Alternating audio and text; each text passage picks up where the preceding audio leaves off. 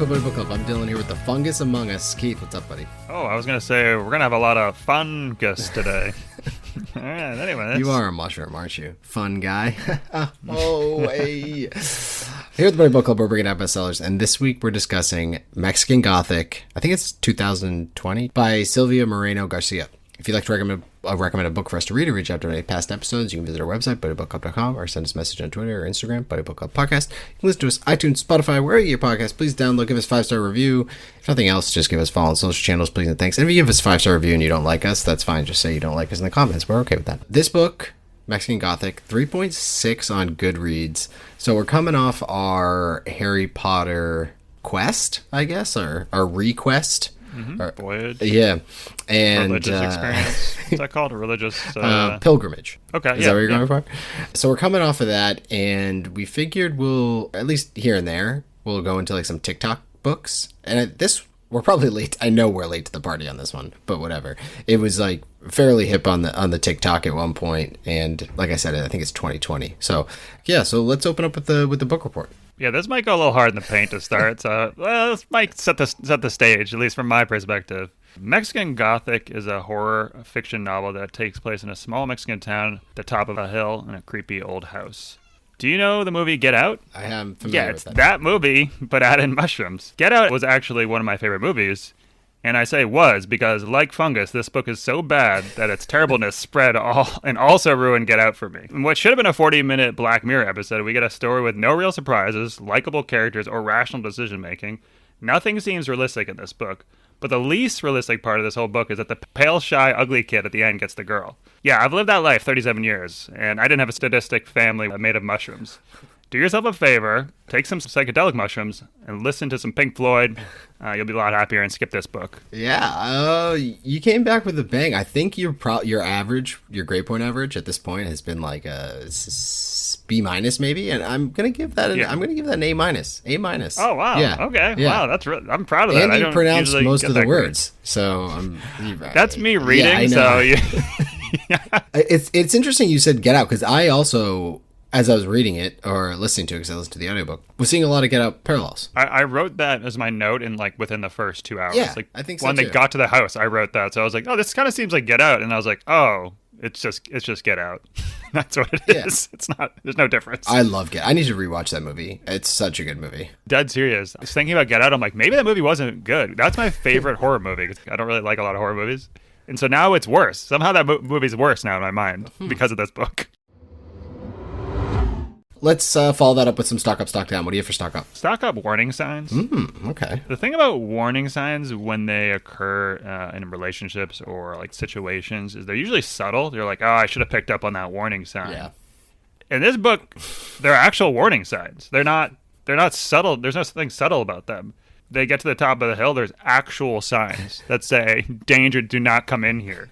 I don't know how else you can get hit over the face with it. But if we're not counting that, let's talk about the hundreds of people that have been literally killed at the house from quote unquote an illness, or the different times that they've said that they all started seeing visions and having nightmares. And then she starts having the nightmares. And then her cousin has the nightmares and is going crazy. And all the bad luck and everything that's happened at this house and all the bad things. At what point do you say, maybe this house isn't that good? I just don't understand it, Demon. It made no sense how we're at this point where there's literally every possible warning sign ever, and there's not one thing that's thought of like, maybe there's something going on here. Yeah, it seemed like Noemi was pretty chill with the situation for a while when it seemed clear that it wasn't so chill. Yeah, is the best way that I could think to put it. Obviously, that helps with the suspense factor, and suspense. Was there? What's suspense? When you watch scary movies or whatever, you're always saying, "Get out of there! Get out of there! What are you doing? What are you doing?" So I understand that there's a bit of that in there, and I'll look the other way for some of it, but. I guess my concern was she wasn't really trying to leave or thinking about leaving until it got kind of too far, like she was in too deep for her to actually get out of high place. Very early on, and this might just because it takes place in like an older day, which took me a while. At first, when I first started reading it, I was like, Mexico's kind of rugged, huh? Like, I can't believe, I didn't realize it was like, this is supposed to be like 1950s, right? Yeah, you thought it was like Cuba where they just haven't had any imports, so they all drive old cars. I was like, they're really talking down to women in here in this beginning part. This is kind of crazy that Mexico's like Yeah, this. it's set in the 50s. You're like, no electricity? What? She gets there and she's like, well, I can't do anything because I'm a woman. I can't be a decision maker. And my cousin can't do anything because her husband kind of like owns her. Okay, so then what are you doing there? Okay, if you've come to the conclusion that you can't really do anything, why are you still there then? Mm-hmm. It doesn't make any sense. Like, what's the purpose for you being there? No, I had no idea. Yeah, I don't know. okay. I honestly Yeah. don't. I don't know. I don't know. Like her dad sent her there with the promise that she could go to a university that she wanted to go to, I think was the deal. But it seems like you show up and you say, like, my cousin's kind of fucked up. Hey, Dad, can you come in and grab her? Yeah, and We at need to no get out of point here." when she was going into town at the beginning was she sending a letter or a telegram or anything along those lines just to give her dad an update that, yeah, it seems as sketchy as it looks. I don't exactly know what's happening with Cousin Catalina, but at the same time, we need someone to come here and like physically extract her because she's growing into that bed with fungus. Yeah, and she knows how to drive a car, so just take her out of her room and bring her to the car and drive away. Like, that's it. And then if you're not going to do that, go back to Mexico and have your dad do it. Because if you're not empowered to do anything, then someone's got to do it. That's it. Those are the two options. My first stock up is Eminem's not-so-hit song, My Fault. I'm not sure if you're familiar with this particular tune. No. Oh, okay. Enlighten me. It could have been written for Francis, honestly. It goes like this. It goes, I never meant to give you mushrooms, girl. I never meant to bring you to my world. But now you're sitting in the corner crying, and it's my fault. My fault. Yeah, it's a great. Spot on. Yeah, it's one of those deep cuts. But I don't know if the song was ever relevant to anyone but myself. Sometimes the song just like comes back in my head, and obviously when I was reading this book, it came right back into my head. But when this book eventually becomes an HBO Max miniseries, because we all know it will, Eminem's about to hit some royalties. So stock up to that song, because if you're not playing that as it's going down, and Francis is in the corner crying, because even though it will be Noemi corner crying, he will also be. Just remember, Eminem, My Fault. Wow, deep cut there. Well done. Yeah. Well done. Yeah, thanks. What else do you have for stock up? Flirting, stock up. Well, big stock up, of course. I don't know how to flirt, but I mean, this book made me think I'm pretty good at it. You're a great flirt. This is kind of when I knew this book didn't have much of a chance. With you? Yeah. At one point, Virgil is like, why don't you come explore the greenhouse with me? To Noemi. And like, they're kind of having this like little flirtatious thing, I guess. I don't really understand what was going on there, but she's like, oh, cool. Like, so she just starts looking around. She's like, oh, and so like snake's eating the snake. That's kind of interesting. Why is it here? She starts asking just like benign questions about the greenhouse, which he's showing her. And he's like, it's rude to ask questions. Then why the fuck are you showing me the greenhouse? What am I doing here if I can't ask questions? It was mind-blowing. It just upset me so much, D-Man. I don't know what. Why would you be like, hey, come check out my yard? And you're like, man, that's really nice. Your grass is great. How'd you get this like the grass so good? It's like, hey, it's kind of rude to ask me about that stuff. What? Why are you showing it to me then? Yeah, I agree with you. But at the same time, I think the point is there's probably a larger point that is too smart for the two of us, just about misogyny, and especially like the male dominated culture that persists and was also even more relevant at the time. But he just has ownership. He just like feels like he has ownership over her, and also every experience they have together. So it's like he's not interested in what she has to say, and total misogynist. Oh, so he just wants to be like, look at my cool things, and he wants her to be like, it's amazing. Yeah, and then exactly. Okay, but Noemi that's her whole character. She like pushes back on everything. Yeah. No, I agree with you 100% there. There was this odd confusion with Noemi, and sure, everyone is a flawed character, which I think makes sense because they're a human being. So no one can be perfect at all times, but she's strong-willed and will kind of dance the beat of her own drum, and is an empowered woman, yet at no point is she pretty much just say fuck you. she kind of goes along with it the whole time. It seemed like her character should have been more forceful. But I also understand, like, okay, the societal pressures of the time, maybe you don't allow that. But at the same time, we saw her at the beginning when they're at the holiday party dictate the whole situation.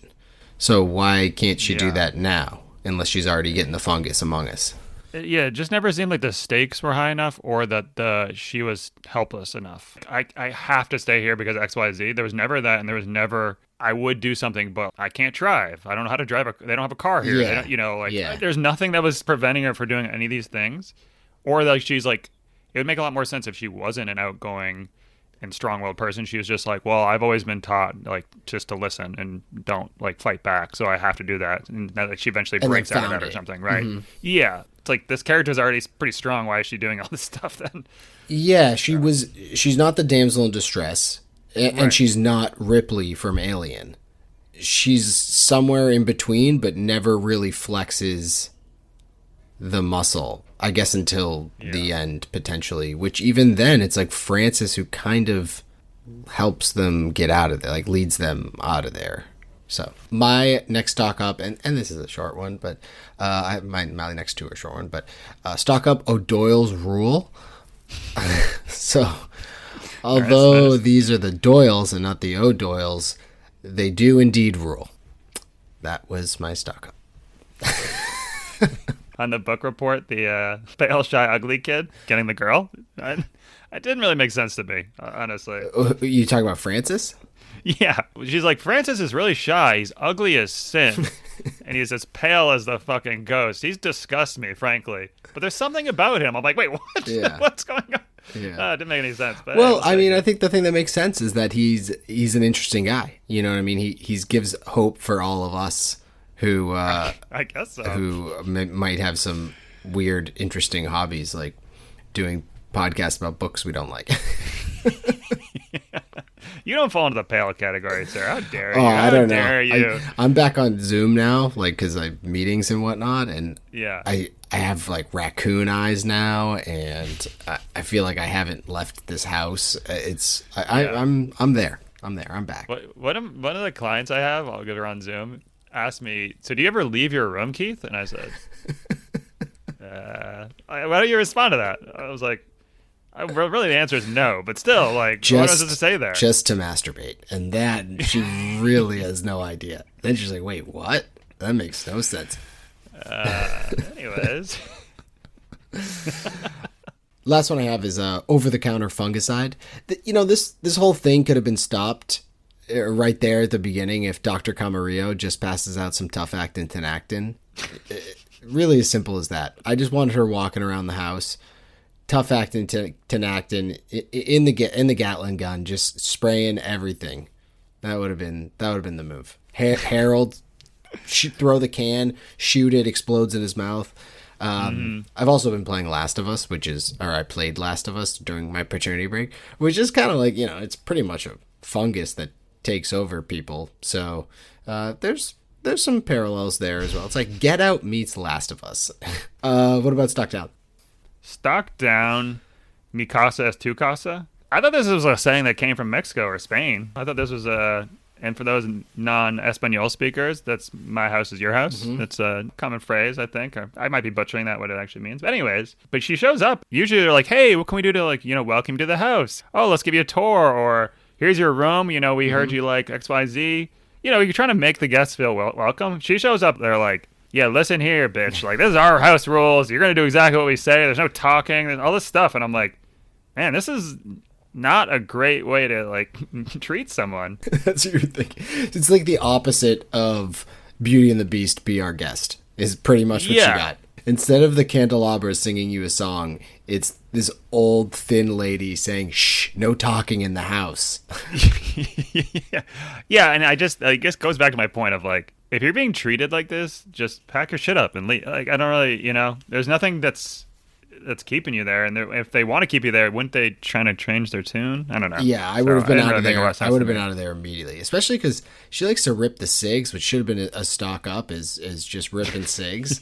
And she's got to be sneaking her cigs left and right. On top of that, she finds out the cigs are bad for the fungus. So go to town, get a carton of smokes and just start chain smoking. Like, what do we do? What are we doing here? Yeah, for sure. Cigarettes stock up. Good point. Yeah, I know. Unfiltered too back in the day. Oh, 100%. Roll them yourself.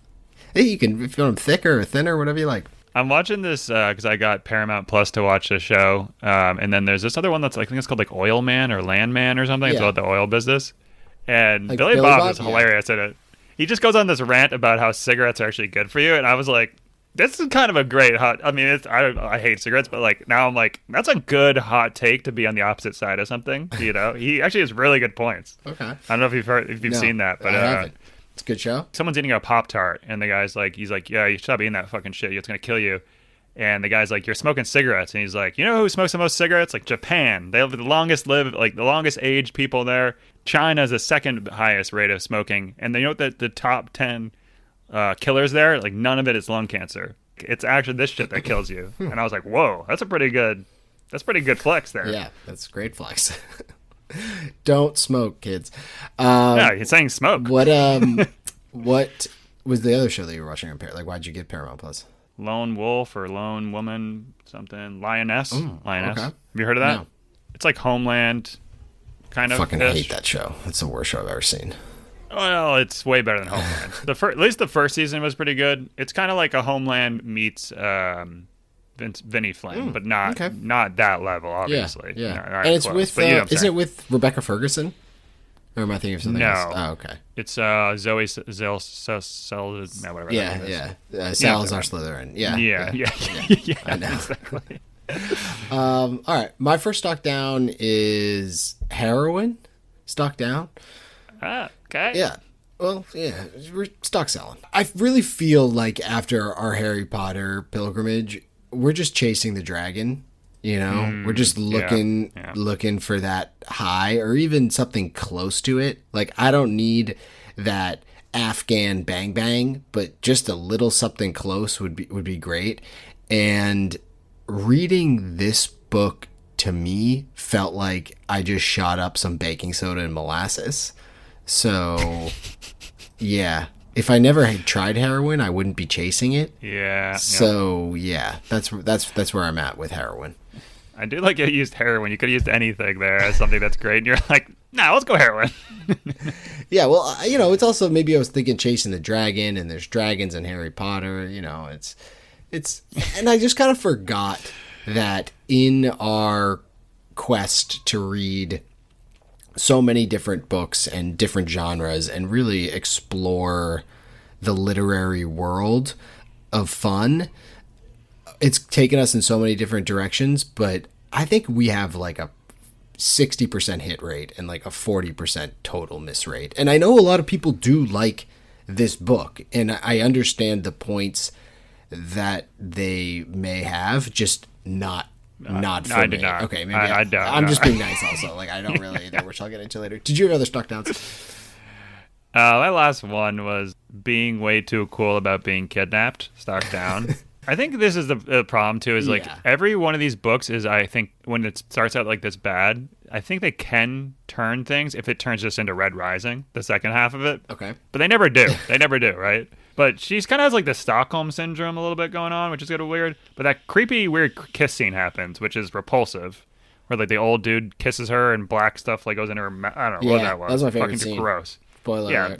You sicko. He burns a tumor. Awesome. She wakes up after that, and Florence is like, now you're part of the family. Like, you're like ours now, or whatever. And she leads her out of the room, like walking in front of her. I'm taking Florence's head, and I'm slamming it through a fucking wall. Like, she is getting absolutely mashed into the wall, and I'm killing her. Then I'm lighting 3 to 4 cigarettes, a couple Marlboro Reds, throwing them on the ground and burning the house down. Like, that's it. Yeah. That's the only thing I'm doing. The fact that she's like, I'm going to escape now. It's like, what are you doing? Take her head and slam it into a fucking metal, like, wall piece and kill her. Am I crazy? No, there was and granted, I understand that part of the house is that it infects you and you can't do things or whatever, but at the same time, she's able to free herself at some point. Like, it seemed like there wasn't enough interest in getting the fuck out of there.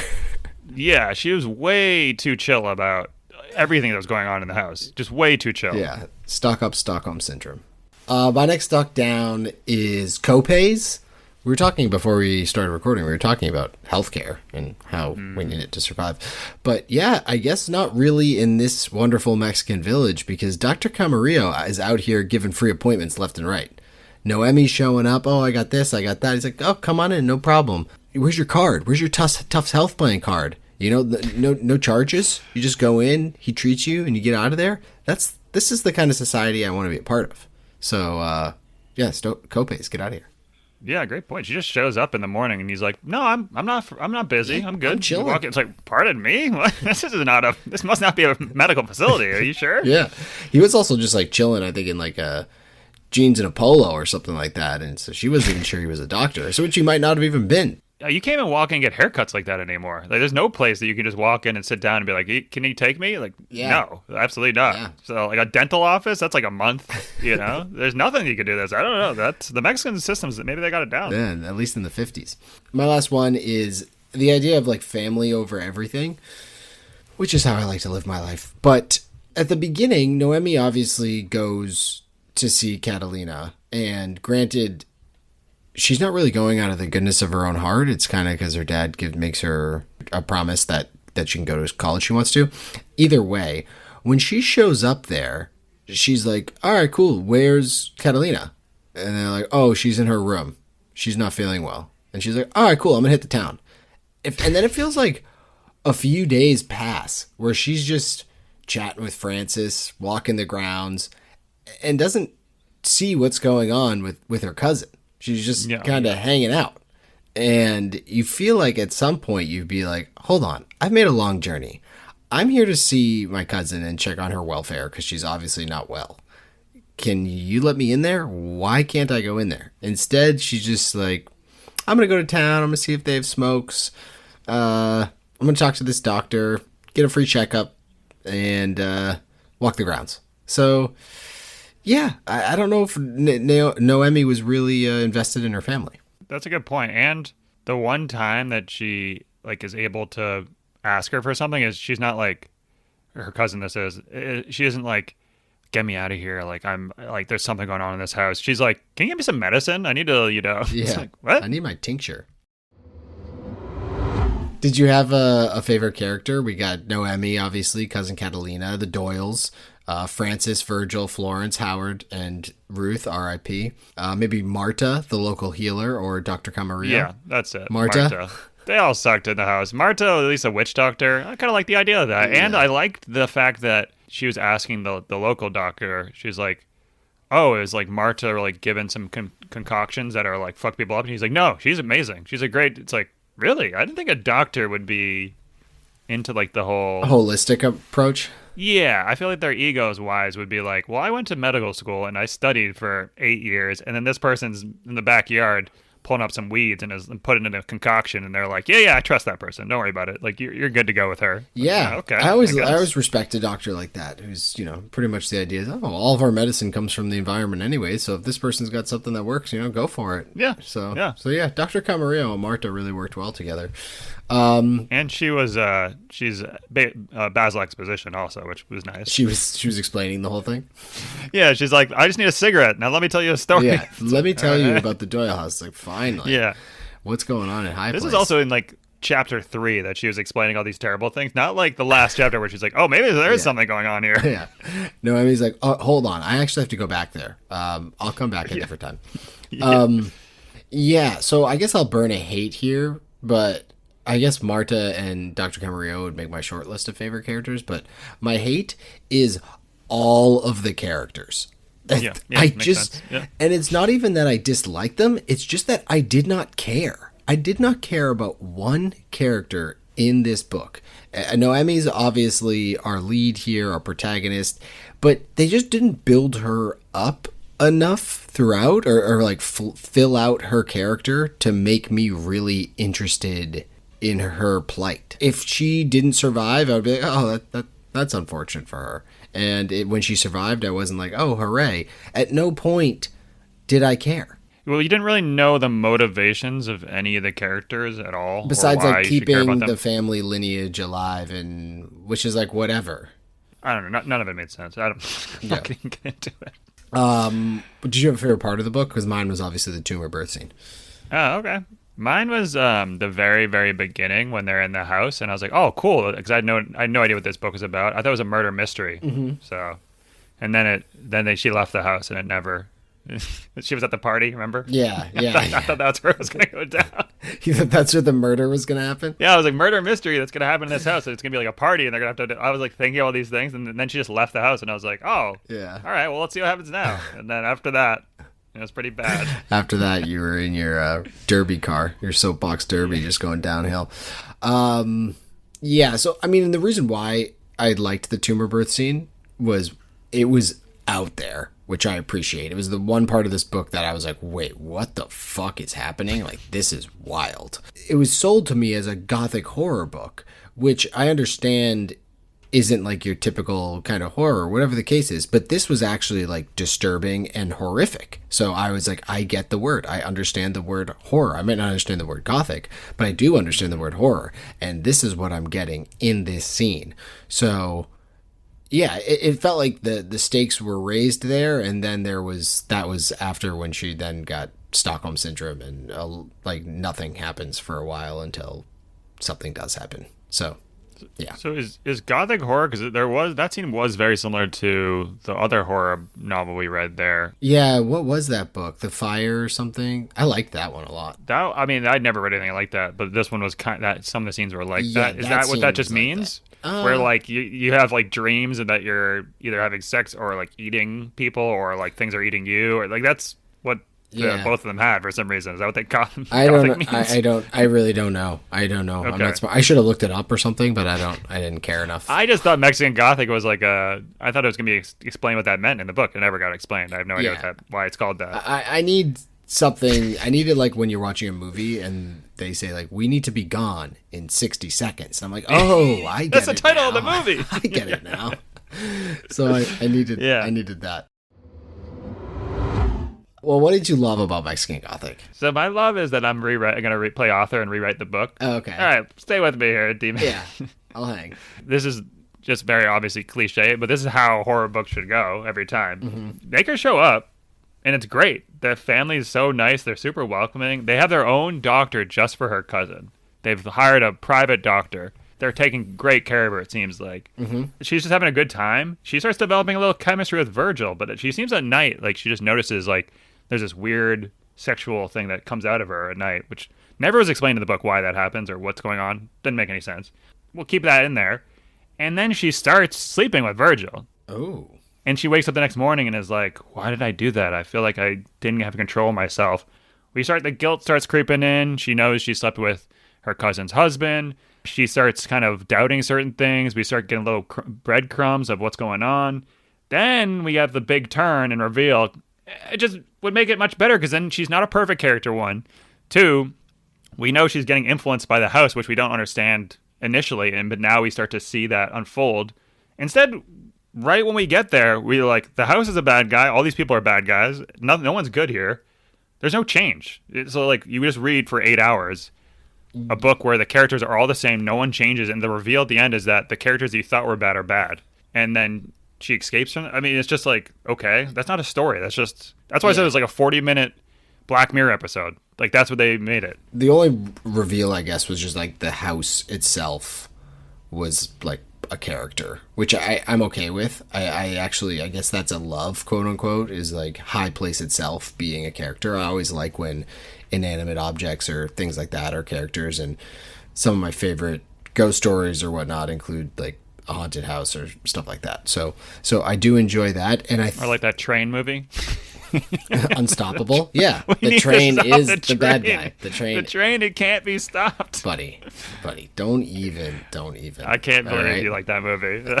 How dare you? Tony Scott rolling over in his grave right now. Can you imagine how bad a movie has to be that I think a Denzel movie is bad? It has to be one of the worst movies. Well, you haven't seen that Denzel movie that got a 0. Oh, you told me that. Yeah. Vivarious or something like that. I don't know. I've seen 500 movies in the last few years, and that is the worst one I've ever seen. But yeah, I guess the only other, obviously, the reveal about the fungus and just that the Harold has lived many lives throughout that thing, which I was just like, okay, it's a fine idea, but the setup wasn't there and the payoff wasn't that cool either. And then even at the end, it's like, oh, we burned the house down, and Francis is just like, oh, I don't know, like the spores might survive because they're spores, and it's like the end.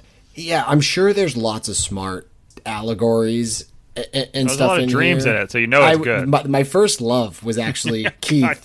Do you love the dream sequences? Because I know how I absolutely much you hated the love dream dreams. sequences. Absolutely hated them. Yeah, I guess my only love was that there was a decent level of like what the heck is going on here suspense where you just didn't know what was going on. Was there? I thought so. I really was not surprised at all. What exactly was, you knew everything was fucked up, that's for sure, but you didn't know exactly what was happening. The surprise was that the snake eating the snake thing was just representative of the main guy taking over the bodies of other people, which is just Get Out. So I mean, it wasn't that surprising. Mm-hmm. They reference fungus and mushrooms 1,000 times, and she even's like, "Is there a possibility that the house itself is?"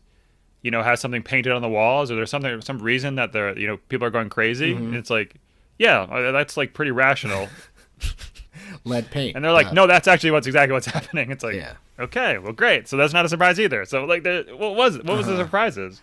I did think they also wove in pretty well the isms that she was going with here, with racism, colonialism, exploitation of the working classism, misogynyism. Get Out does it 1,000 yes, times I understand better. that, but I'm saying that the way she did it wasn't just on the nose. She built it into her story and characters, which I appreciate. So I'm going to give that a love for a book that I obviously didn't love. And back to my point about the suspense was, yeah, I thought there was a decent level of suspense. Unfortunately, it drew on too long so that I didn't care anymore. And then at the end, there isn't the payoff that you want. It's just Agnes, like Harold's wife, who he's like used to grow all these mushroom spores, like still alive, but a giant mushroom spore in the basement or something like that. And she burns her alive. It's like, all right, cool. I guess. Like, I was so gone at that point. Yeah, I was so like, just end the book. I don't care. I was in the kitchen, and I was like, oh my God. And Caroline's like, what's wrong? I was like, this book is just going on and on and on. And it's an 11-hour book or something like that. I was like, I just don't care. I was just saying, I don't care. I don't care. Right there with you, bud. Right there with you. Well, let's get into the hates then. What did you hate? The dialogue? I thought it was 50 Shades of Grey-esque. Mm-hmm. It was that bad without the sex breaks. It was just the flirting and the relationship between her and Francis was, in a word, terrible. It was just awful. Am I crazy, or was it just really bad? I didn't notice it, honestly, but I didn't notice a lot, so. Okay. Fair enough. Yeah. I mean, I got into mine all the characters didn't like, so you got another one? Just think there weren't enough suspects or like other characters. Yeah, no red herrings, no nothing like that. She went into town once, and then it was like, and that's the end of that. Yeah. We'll never go back into town I was also again. waiting for Francis to do a heel turn, and instead he was just like a good guy throughout, which was unfortunate. That would have been nice if he was, but yeah, no. My other hate was, after I finished this book, I went on TikTok, because I was like, okay, I know this was like a book talk thing, right? Yeah. And we have a TikTok account, which I don't know if we ever really look at, but... So I go on TikTok and I look up Mexican Gothic because I want to know, what's the scuttlebutt? What do people like about this? And it's a lot of people, which I guess is what people do on TikTok, which is just like reacting to the book the second they finish it, or like fake finish it, or they're reading like it. Crying or something? Yeah, I don't even know. But every single person was talking about the atmospheric concepts. They're like, it's just so next level with the atmospheric writing and this, that. And I was like, what are they talking about? What does this even mean? So I go to the Wikipedia page and I look it up, and it's like atmospheric concepts. I go to other places and I look it up, and I still don't know what it means. And I am certain that all these people on TikTok have no idea what the fuck they're talking about. They just say atmospheric writing and to feel smart or something, because people want to like get the praise. They want people to think that they're smarter and like something because it's well written or something along. Can't we just all be drooling idiots together and like things because they make us happy, like Harry Potter? Like, why Why do we have to pretend that whatever the atmosphere of the writing was making us happy? I was just more confused after going to TikTok and wondering what people like about this book. Well, the thing is, too, is I've read a lot of those, like, I would say, quote-unquote artsy books, too, that are like, oh, I get it. I get why people like it. This isn't really my style. I'm more of need more literal and more brute force. But I get why this is well-received, and it, like, the writing is really, really well done. That wasn't the case at all. Not even close, I didn't think. Once again, it felt like Get Out fan fiction. I don't know. Yeah. Another one of my big hates I've had to bring up too is just, so she's about to leave. She's at the dinner table and they're talking about like, yeah, we're probably gonna open up the mine again. And she's like, why would you do that? Like, you shouldn't do that. It's like, it's their family business. Shut the fuck up. Like, what do you have to do with anything about this? She's like so brash about that. And I'm like, okay, fine. And then they're like, well, before you leave, you have to go talk to Howard. Why? Who the fuck is Howard? She's met him one time. Yeah. And then she's like, yeah, I would never leave without saying bye to Howard. I'm like, what? What is that? What does that even mean? Why would that type of stuff just angers me, D-Man, so much. It doesn't make any sense. You met a person one time and they're like, well, you can't leave now because you met that person one time. He's a fucking dead dude. That's fucking not even in the book 90% of the time. Why would she need to say bye to him? And she's so brash too. So yeah. You just say like, nope. I'm not going. I needed some forceful. I needed Noemi to do more Noemi stuff. What I think this character would have done, which has been like, fuck no, I'm out of here. You know? Yeah. And then have them have to physically. She would have lit a cigarette in his face and blew it in his face. Yeah, said, flick nah. the cigarette in his face, not mouth kiss him. Yeah. And I just pictured him like the guy from Seven who's stuck in his bedroom for the sloth guy. It's like, ugh. My only other hate, and it's not necessarily, I mean, it is a hate, but my first note on this book was, what are we doing here? That was like the first thing I wrote down. I went to look at my notes and I was like, what are we doing here? I was like, exactly. What are we doing here? I have no freaking idea. On Earth or reading the book? Reading this book. She doing there? What is she doing there? All of it. Yeah. Like, what is happening here? Well, so if you came here looking for a glowing review of Mexican Gothic, I apologize, but maybe you got to check yourself before you wreck yourself, because yikes. If you did like this book and know what atmospheric concepts mean, we would love to hear from you, and we could read this on the next episode's listener mail or something, because I just want to know. I'm dying. I'm dying to know. So tell me how I'm wrong. Tell me how I'm an idiot. I love feedback. I will be happy to say, my bad, hand up. So yeah, let us know. I would love to be, just to find out that I'm really, really dumb. Oh, you know, I know that already, but like, you know what I'm saying? That. If someone's like, well, you didn't catch this, and I'd be like, oh, okay. Like, it would almost be satisfying. Oh, to like, I'd be well, so I'm just satisfied. an idiot. I mean, I know that I'm an idiot. I just want to know why I'm an idiot here. I want to be told immediately. Glutton for punishment. What do we got coming up next? We have, and I can't believe you actually made us read this book before I fly out next week, by the way. So thanks a lot for that. I forgot you're scared of flying. You know I hate flying, so you made sure to pick this one. Appreciate that. Before the Fall by Noah Hawley is up next. Yeah, it was a friend and listener recommendation. So if we hate it, it's even better. Then we lose a friend on top of it. Yeah. Before the Fall. So, Keith, I'll check out for the Before the Fall next week. Hopefully we get it out before Christmas. Get another Christmas gift to y'all, because I know how much you guys like to hear us tear apart books that I'm sure you love. Unlikely.